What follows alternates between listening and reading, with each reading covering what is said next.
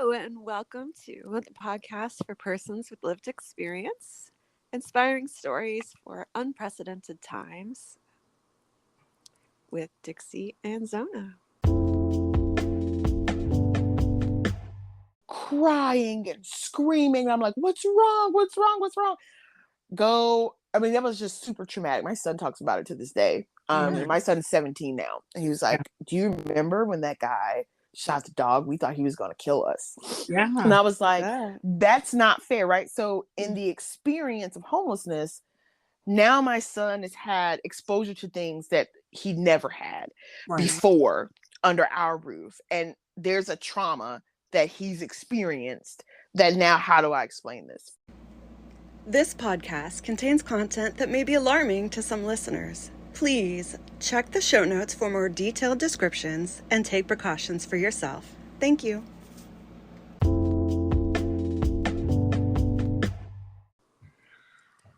I am Zona Garrett. I'm a writer, speaker, and a person with lived experience of human trafficking and homelessness with Christian influencer inspired. I'm a tiny house enthusiast and a serial foodie. And I'm Dixie. I'm all about joy, justice, and fair trade fashion. I'm an anti-trafficking advocate, mom of many, and a passionate worshiper. Today we have our guest is Danielle Webb from Displaced Roses. She is the executive director and community engagement coordinator, which is an advocacy organization that assists those experiencing homelessness in the greater Gaston area in North Carolina. Prior to this work, Danielle has an extensive career in healthcare ranging from pharmacy to behavioral health services. She currently holds licenses as a certified peer support specialist and a nationally certified pharmacy trainer and technician. She is a member of several civic, faith, and health groups, including NAMI, N-A-M-I, Autism Speaks, a Housing Authority board member, a past county lead and member of the Continuum of Care NC 509 Gaston, Lincoln, Cleveland. Danielle is also a proud mom to her teenage son, Jaden, who is pursuing computer engineering, Japanese, and linguistics.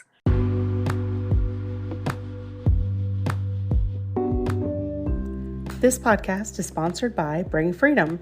For more information on how to prevent and end human trafficking, please visit bringfreedom.org.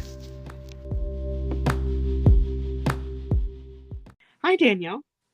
Hi, Zona. Hi, Dixie. Thanks for having me today. Hi, thanks for being here. Yes. Glad you're here. So we are excited to hear more about your story. So if you could kind of start us off with an overview of what has been your lived experience? Yes. So for me, the biggest thing would probably be the experience of homelessness. So 9 years ago, my son and I experienced homelessness in the county where we are, which is Gaston County in North Carolina. At that point in time, I was not the stereotype. It was extremely hard to get with services or assistance because I just didn't fit the bill. So we came to experience homelessness trying to live the American dream. I had went to purchase a home. I'd been with my employer, I think, 8 years. And so I was like, yeah, now's the time to do it. Went to purchase a home, got approved for the loan. And then something happened government-wise and the conditions of the loan changed. And then I no longer qualified. And we were so far along in the process that I literally had the keys to the house already. It was like, yeah, it's already gone through. I had ordered furniture, all of these things. We were moving out of Gaston County and into Mecklenburg County, which is Charlotte, which is the metropolitan that's near us. And it was, all great, wonderful things.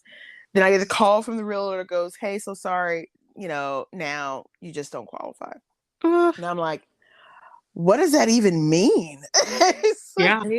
Well, sometimes this happens. And I was like, I feel like that it shouldn't. What? And so I said, okay, fine. Well, if anyone's ever gone through the house buying process, there's an amount, what they call earnest money that you put up, your down payment type of money that you put up. And I'm a single parent, so it was all of my savings.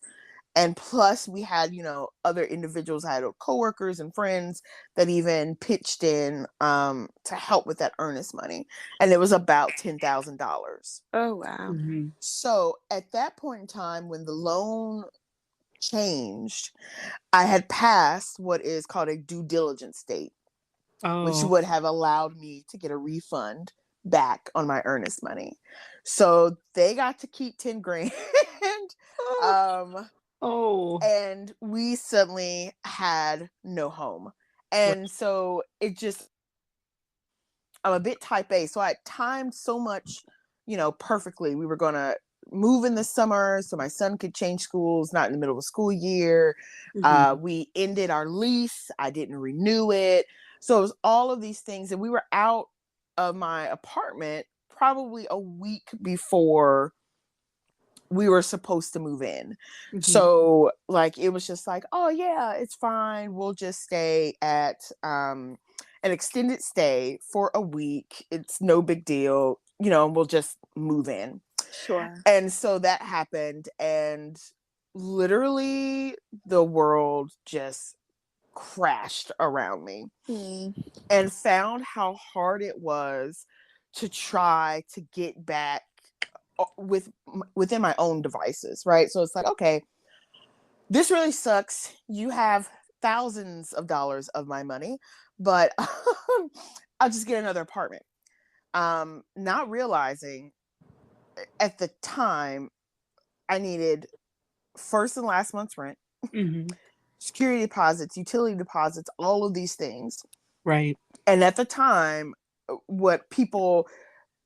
the way society has been groomed, they think that those that experience homelessness, it's all these things that are their fault, right? Oh, you probably smoked up all your money, or if you weren't in that bad relationship, you wouldn't have been homeless, or if you, right, all of these things of how it is. But sometimes literally it's just life just happens.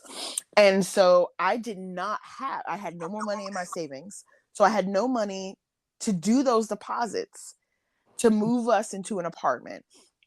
I was still fully employed. 2 months before that happened, I just graduated with my second degree. Like, it was all of these things. Life was going in the right direction. And this was such a hard stop. And I couldn't get back on our feet that fast. And so then we went into the experience of homelessness. Right. So what people sometimes, don't realize is we're all kind of like a paycheck or two away, a bad accident away, a health crisis away from being the person that needs help, that's going to be on the receiving end of needing help. And it's something that if people just pause and really think about it, there'll be so much more compassion out in the world than what there is. Absolutely. Zona and I have talked a couple times, about what it's like to experience homelessness and the different things. One story, Dixie, is the same. It's not. But a lot of people think that it is, right? Like some of the examples that I gave earlier. And for me, I had some form of support here. I had family that was here. And so a lot of people go, well, how did you end up on the street? Can you just go with your family? And I'm a middle child. So I was always the strong one. Oh, if anybody can, she can. Right. So it was like, well, we know you can handle it. You'll get on your feet. So you can stay the weekend, you can stay a week, but after that, like, you gotta go. And that's something very, very hard. And they're like, well, we didn't think it was going to take you that long. And I was like, well, nobody has a timestamp on homelessness, what that experience is like. So, but it would have been really useful if you would have let us stay with you guys. Right. At that point in time, I 7 going on 8. And his age point is quite interesting. For some of your listeners, Zona and I have partnered together several times in doing community work, and trying to assess and then break down some of the barriers that people have of trying to get services. One of the barriers that families run into is with their male children.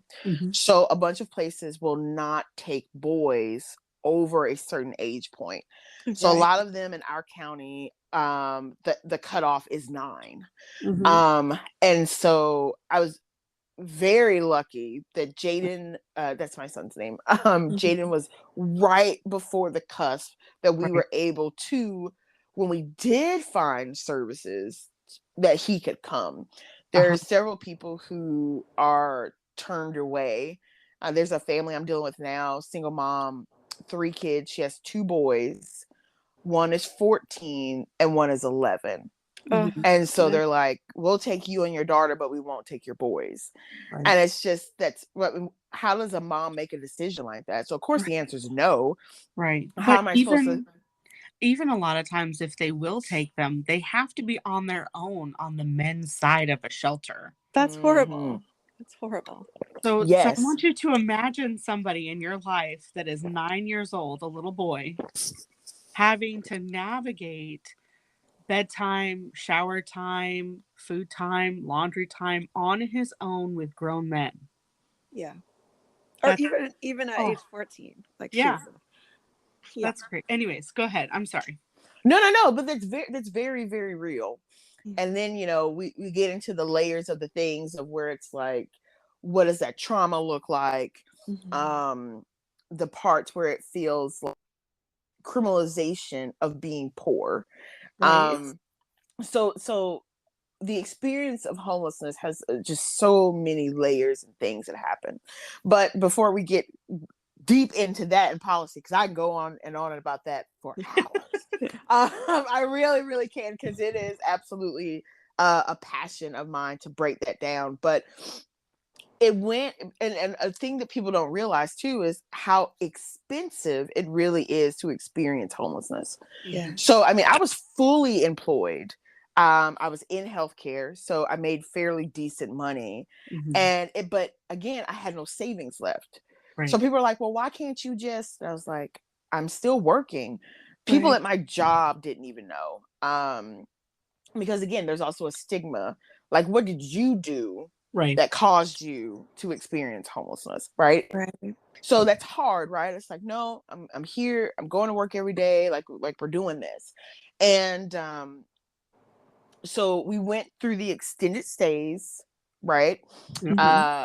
They're expensive. Anybody who spent a weekend at any hotel knows it can hit your pocket pretty hard. So imagine that over, several months of a time. Then I'm like, okay, well, we'll take a step down and we'll go into just like a regular hotel motel situation.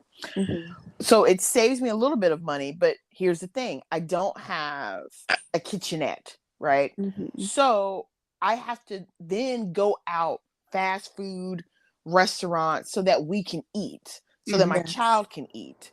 So there's another expense. People are like, oh, well, if you're eating out all the time, you could just say, how else do we have food? We don't have refrigerators. We don't have stoves, to be able to cook a meal. And that's very hard. It would have been a great way to save money, but it wasn't. And then that got really hard. And then school got back in to session, and I had to be able to get my son back and forth from school. And one day I was dropping my son off to school where he was going, the elementary school he was going to. I dropped him off and I left out of the parking lot, and just, there's this big intersection, and, the sun's super bright. Anyway, I end up having a car accident. My car gets totaled. My kneecap gets like out of place, all these crazy things. But it happened so close to me dropping off my son. Right. I just kept yelling, like, where's my child? It was just, craziness. But Right. then and I owned that car outright. Right. Mhm. So now on top of the experience of homelessness, now I don't have the way to get around. I Mhm. don't have the way to get back and forth to work. And I had to make a decision. So then I had to go out and go to a dealership and get a car because I didn't have money to just buy a car back outright like I had done earlier. Right. Yeah. All over the earnest money, 10 grand, that was lost months prior into buying a home. So I say those things to talk about the ripple effect, the triple that happens that people don't realize. Okay, we're finally getting some traction, and then something happens. Yes. And I ended up, after going to the hospital and doing that, and at that time I moved over to a new job. I'd moved up in my healthcare career, but I was new. And North Carolina is a, not at fault right to work state. And between the hospital, between me having to be out of work, with the house thing falling through in the beginning, like taking more extended time than what was expected, then I lost my job. And so it's like insult to injury over here. It was all in like a matter of a month and a half. So it was just a lot of things to deal with. Luckily, the previous employer I'd left on good terms. I was there for a super long time. I was still working kind of part-time, as needed as a fill-in. And so I was immediately able to get back to full-time work, which was great. But I had to be close enough to where that location was. Right. So we found an old friend who I'd gone to high school with, also a single parent. And she said, hey, you guys can come here, stay here, kind of rent a room or whatever here. And it's like, okay, that seems great, right? Yay, community, we're here together. It was closer to my job, but further from my son's school because my job was in Charlotte. My son was still in Gaston County. And it was okay. But then you get into the dynamic of people's lifestyles. So her lifestyle and our lifestyle was different. Right. I didn't keep, alcohol in my house. I didn't have people coming over in and out. We didn't stay up late. Like that wasn't the rhythm of my house. But now we're in somebody else's house, renting or not, if it's someone else's home, right, you are still, underneath what they've already got.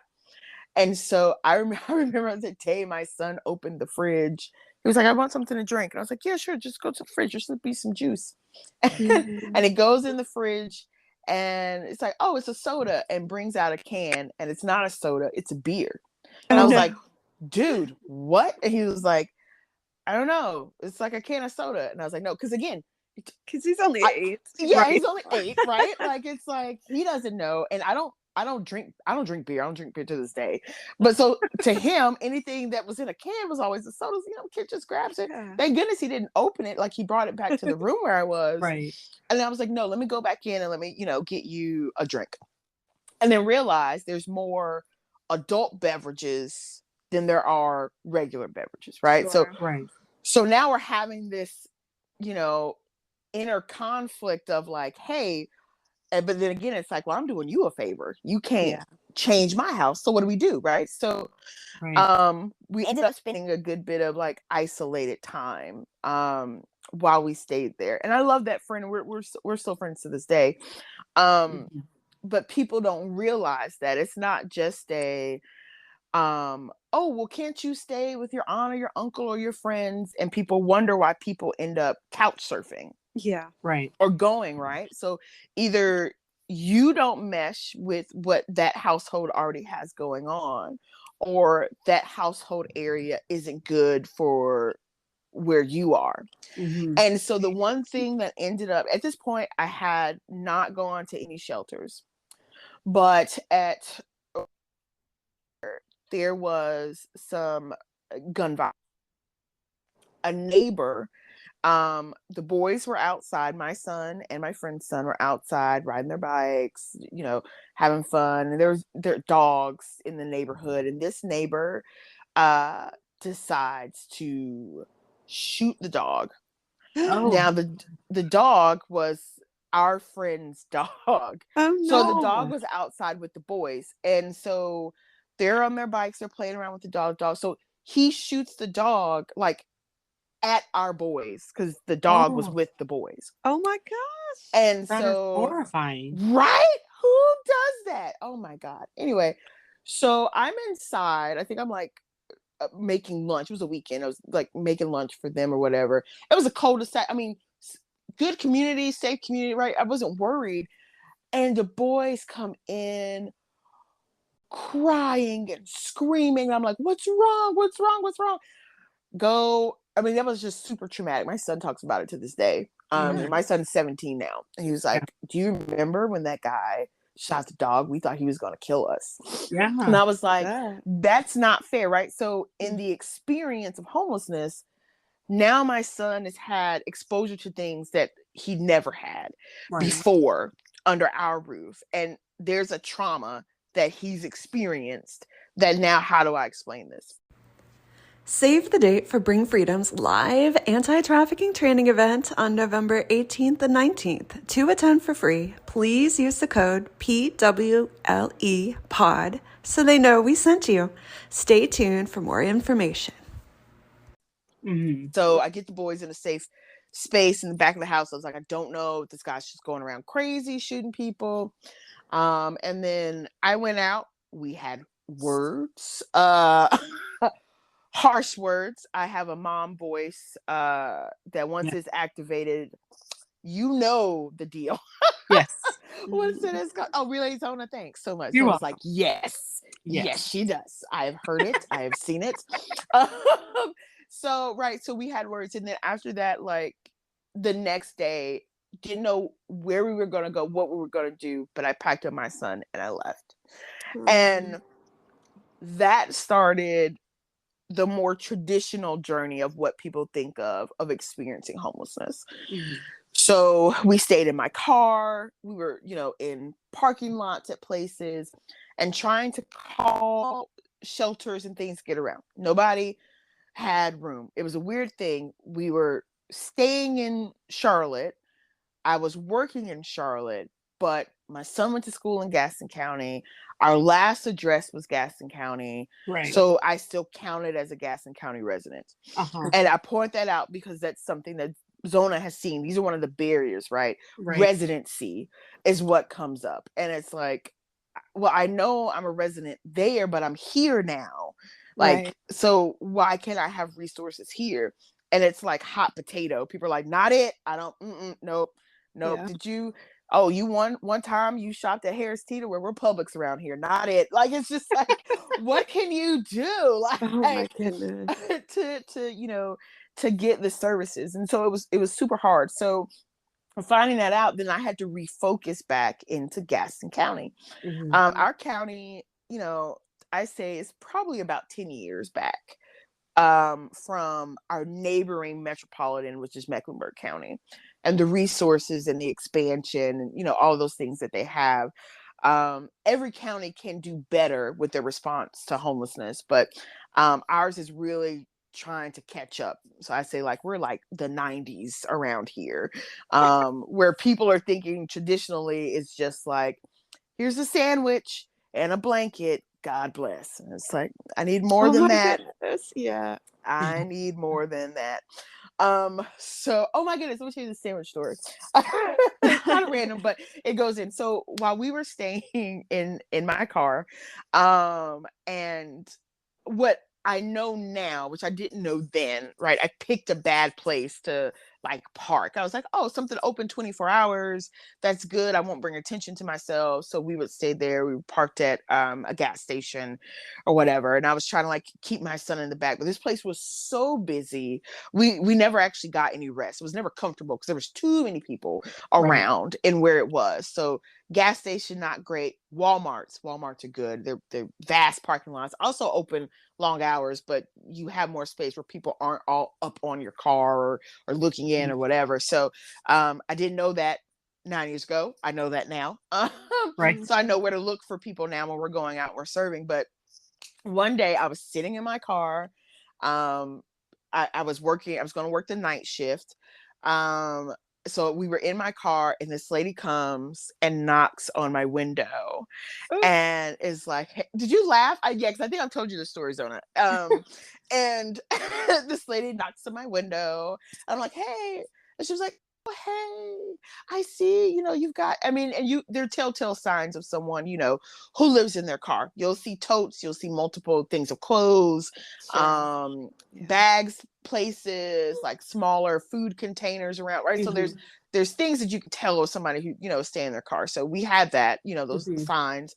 So the lady comes up, she's like, hey, oh, well, we're just out here, loving on people. This is from a church. And she's like, so here, is a sandwich and, all of this. And I said, oh, so I asked, so what kind of sandwich is it?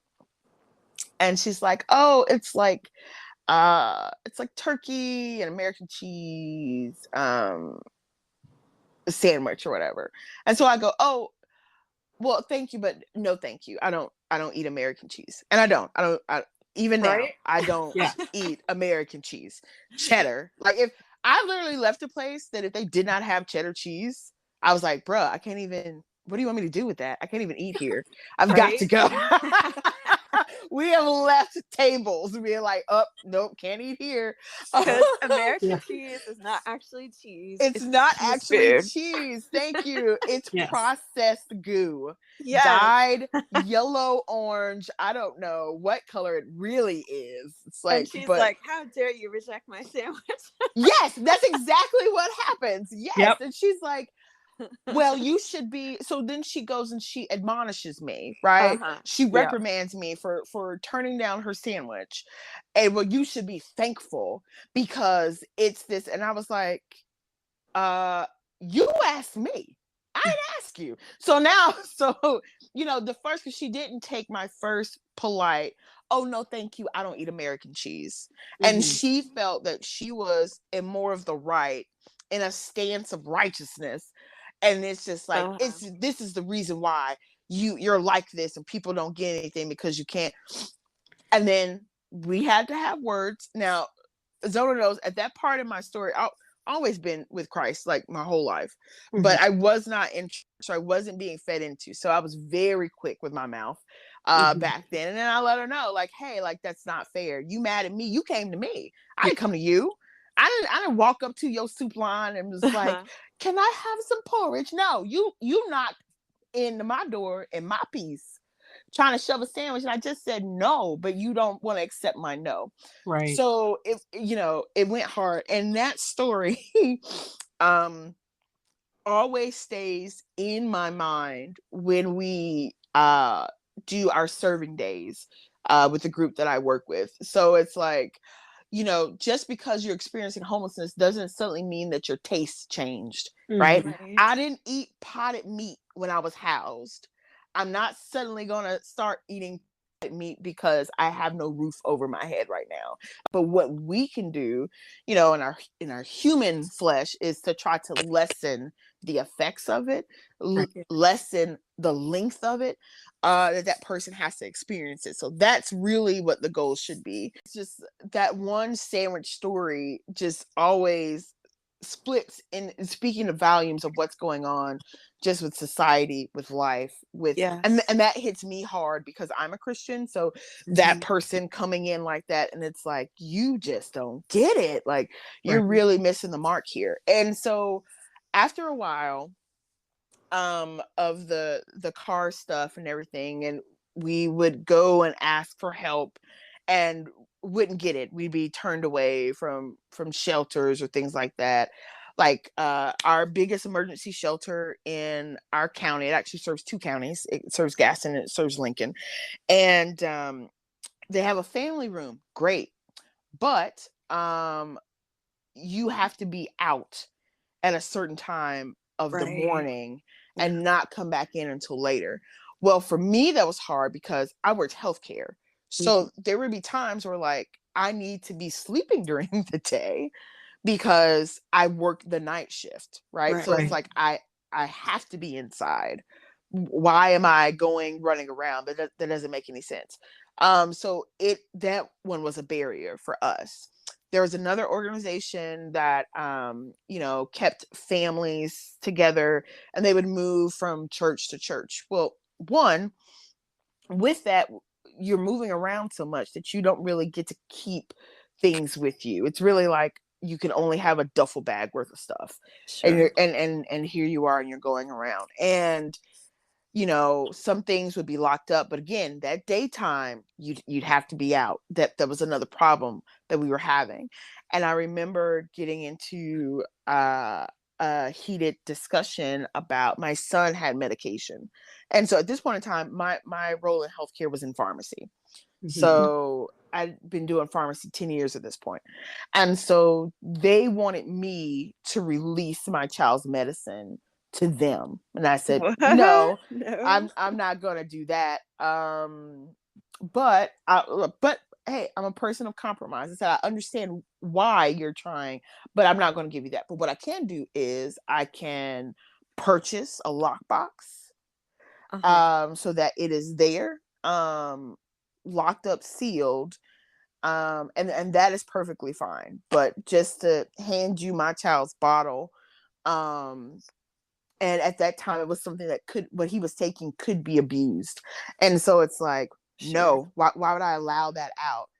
Because I know before the world was seeing opioid addiction and, meth and all of that stuff. When you're on the other side, the pharmacy side, right? We're privy to those things before, the general public is sometimes. And it's like, why would I let that go? No, we know how we're supposed to put the safeguards in place. And this woman was going back and forth with me. And I said, you know what?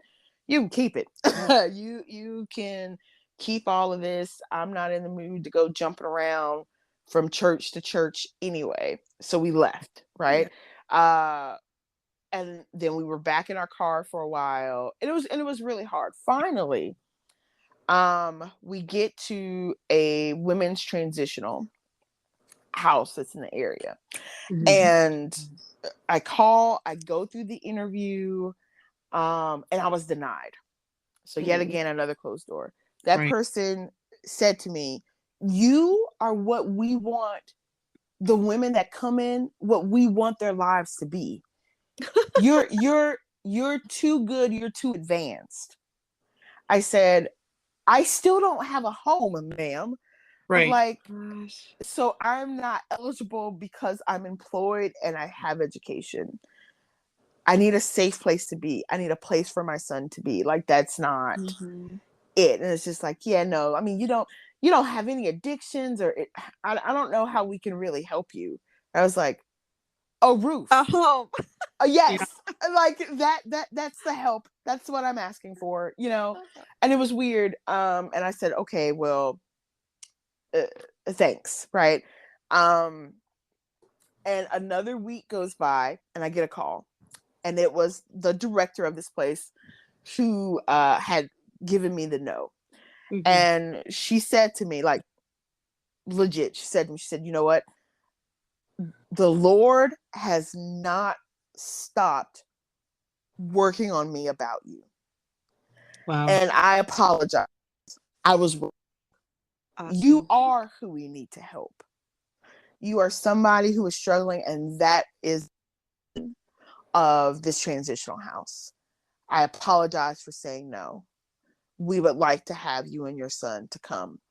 Okay. And I just cried because God was making a way, right? It could have just been no. That person could have just been like, whatever. Right. The Holy Spirit was like, no, you was wrong. Right. Wrong. you was wrong. Like whatever was going on in that week, right? Like hustle was happening, and then it pushed her to action, to call.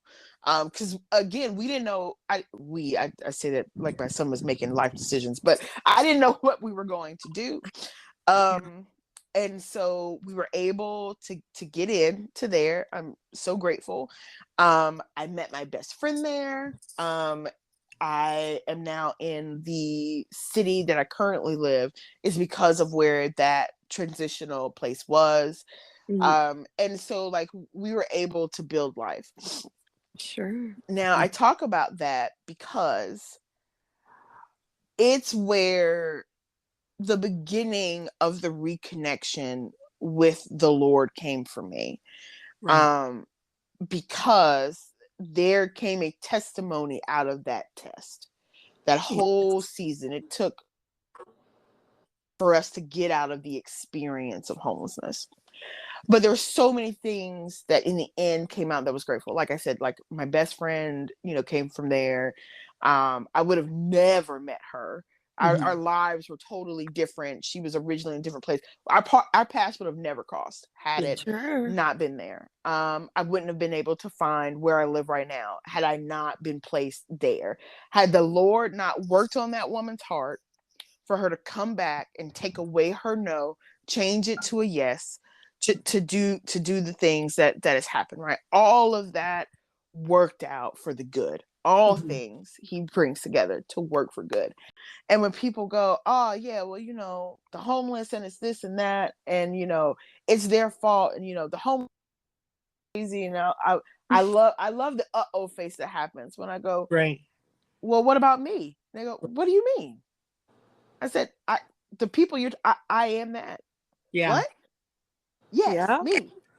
Oh, no, not you, but like, I was like, but I experienced homelessness. Yeah. I said, but here's the thing, I remember this guy, he was like, those girls getting beat on in their head, they should have had more sense. It was like, I was never in, any domestic violence or intimate partner violence Right. in that caused me to be unhoused. I did not have a drinking problem. I don't use drugs. I wasn't out dating multiple people. It really was just work, school, my son. That was my cycle, right? So it's like all of these things that you're saying that is supposed to be that person's fault. I fit none of those. Right. I don't fit your checkbox. So then what do you do? Because I still experience homelessness. And people just, and I go, yep. Nope, think about it. Well, if they would just get a job, they wouldn't be homeless. I said, I was fully employed. Right. I never stopped working during the time I was experiencing homelessness. Never. And I still experience homelessness. So we know that just employment ain't the answer, right? There's so many different things. Again, the layers that comes with it. And so I think that's kind of important to talk about. So anywho, that's my story. And so those are the things that Displaced Roses do. We go in, we advocate, we stand in the gap to try to assist and lessen the impact of experiencing homelessness in our county.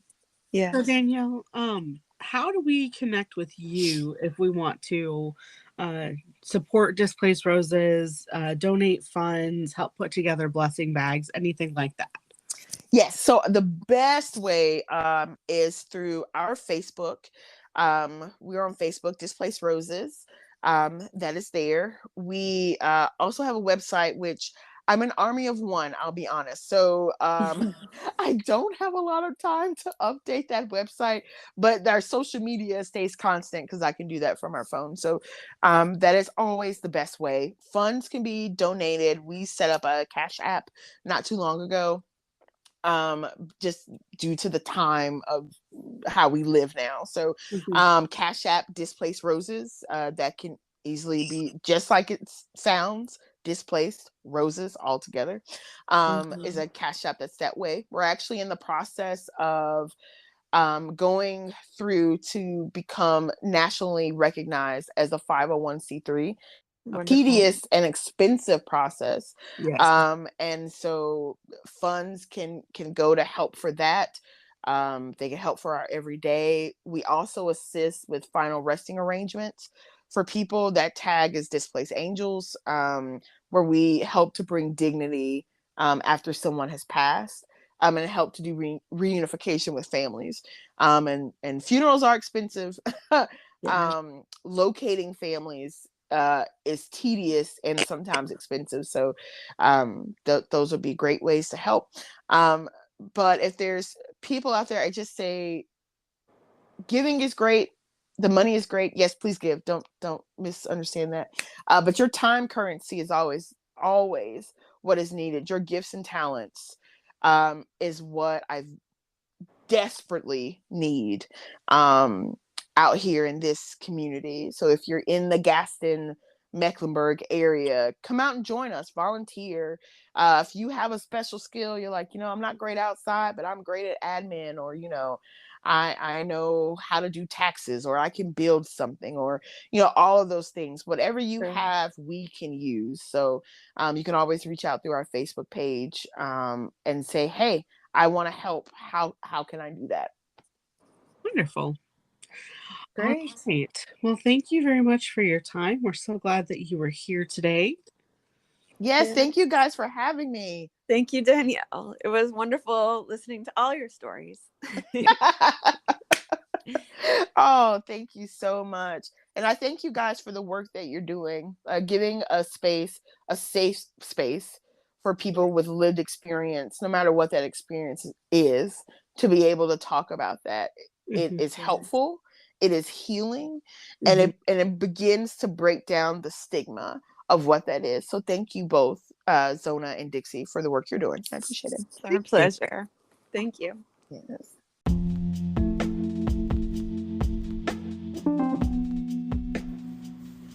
Thanks for joining us today.